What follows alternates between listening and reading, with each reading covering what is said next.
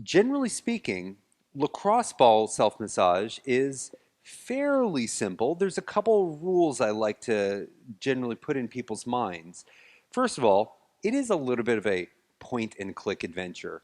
Put it where it hurts, roll around on it. Now, bony bumps are something you want to watch out for. Lacrosse balls don't like bony bumps. Bony bumps don't like lacrosse balls. And so these bony bumps that run all along your spine, your spinous processes, these are things that you generally want to look out for. So you don't really want to be directly on your spine. That's going to feel very sharp and pokey and probably not going to do you a whole bunch of good.